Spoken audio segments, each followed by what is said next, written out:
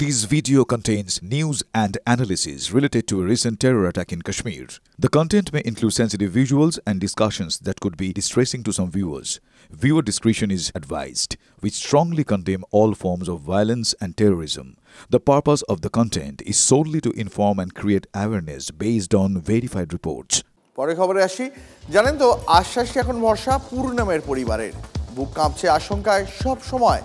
কে জানে কখন কি খবর আসে। পাকিস্তানকে তো আর ভরসা করা যায় না।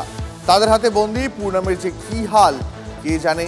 বিএসএফ এর আশ্বাস, নেতাদের আশ্বাস, মুখ্যমন্ত্রীর পাশে থাকার বার্তা, এর ওপরেই দাঁড়িয়ে এখন শুধুই অপেক্ষা।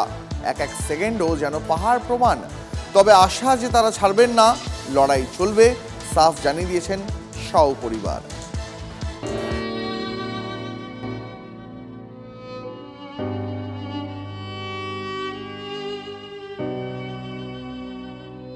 স্যাররা কিন্তু বলছেন 100 থেকে 110% আমাকে শিওর বলেছেন আপনি এক সপ্তাহের মধ্যে কিছু না কিছু একটা খবর পাবেন। সরকার से निवेदन है लड़का जल्दी से जल्द छूटी जाए। সময় পেরিয়ে যাচ্ছে, কিন্তু পূর্ণমের মুক্তি পরিস্থিতি এখনো এক, কিচ্ছু বদলায়নি। 23 এপ্রিল ফিরোজপুর বর্ডারে ডিউটি করার সময় পাক রেঞ্জার্সের হাতে বন্দী হন সীমান্তরক্ষী বাহিনীর 24 নম্বর ব্যাটালিয়নের কনস্টেবল পূর্ণম। তারপর থেকেই হুগলির রিষ্টার এই বাড়িতে শুধুই উদ্বেগ। हम चाहते हैं उसको जल्दी से जल्दी रिश्ता को, जो हमारा साहू भाई है, उसको वापस ले आए। অপারেশন সিঁদুরের জেরে ভারত পাকিস্তান টানটান উত্তেজনা আরও বেড়েছে। এই পরিস্থিতিতে পাকিস্তানে বন্দী পূর্ণমের বাড়ি ফেরা আরও সংকটে। তার অন্তঃসত্ত্বা স্ত্রী ইতিমধ্যেই ছেলেকে নিয়ে এক দফা পাঠানকোটে গেছেন। মিলেছে শুধুই আশ্বাস। শাসক বিরোধী নেতাদেরও দেওয়ার জিনিস একটাই, আশ্বাস বাণী। মুখ্যমন্ত্রী অনেক পরে ঘুম ভেঙেছে। আমরা প্রথম দিন থেকে ডে 1 থেকে টাচে আছি। আমরা প্রত্যেক দিন যোগাযোগ রেখেছি। আজকে সকালেও ডিজি বিএসএফ এর সঙ্গে আমার কথা হয়েছে। বিএসএফ অ্যাসিওর করেছে ডিজি আমাকে যে অ্যাজ আর্লি অ্যাজ পসিবল তাকে ফিরিয়ে আনা হবে। সবার তরফে চেষ্টা চলছে, কিন্তু রেজাল্ট শূন্য।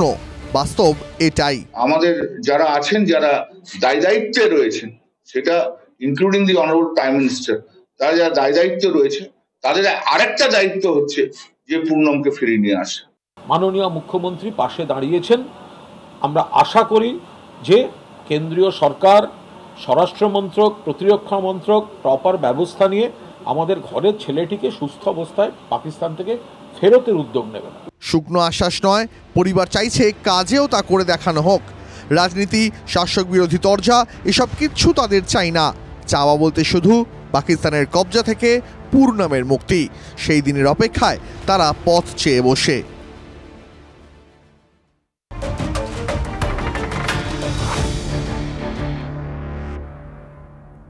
পাকিস্তানের সেনার হাতে বন্দী ভারতীয় বিএসএফ জওয়ান পূর্ণম কুমার শাহের অবিলম্বে মুক্তির দাবি। কোটনগরে তৃণমূল কর্মী এবং আম জনতার বিক্ষোভ।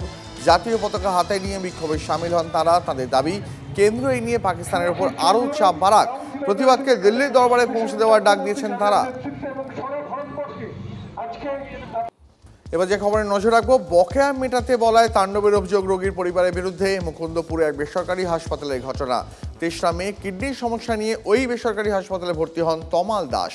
রোগীর পরিবারের কাছে বকেয়া বাবদ 1,92,000 টাকা চায় হাসপাতাল কর্তৃপক্ষ। অভিযোগ, এরপরেই এলাকার লোকজন নিয়ে এসে হাসপাতালে ভাঙচুর চালায় রোগীর ছেলে। হাসপাতালে কয়েকজন কর্মীকেও মারধর করা হয় বলে অভিযোগ। পরিস্থিতি সামলাতে ঘটনাস্থলে পৌঁছয় পূর্ব যাদবপুর থানার পুলিশ। হ্যাঁ, এবং পেশেন্ট ক্রমাগত খারাপের দিকে গেছে এবং তাই সে এখন ভেন্টিলেটারে রয়েছে। তো পেশেন্টের বেশ কিছু টাকা বকেয়া থাকে। তাকে আমরা বলি যে স্যার আপনার টাকাগুলো পেমেন্ট করুন এবং আপনার একটা প্রসিডিওর হবে, একটা ট্র্যাকিওস্টমি হবে। চিৎকার চেঁচামেচি শুরু করেন এবং তার পাড়া থেকে বেশ কিছু, অন্ততপক্ষে 30-40 জন লোক নিয়ে আসেন। আমার সিস্টারকে গায়ে হাত দেন, আমার এখানে ফিমেল স্টাফদের গায়ে হাত দেন, ফেস ইঞ্জুরি করেন, হেলমেট ছুঁড়ে মারেন। এখন আমরা ওনাকে বলেছি যে পেশেন্টকে এখান থেকে যত তাড়াতাড়ি শিফট করা হোক, সেটা ওনাদের জন্যও ভালো, আমাদের জন্যও ভালো।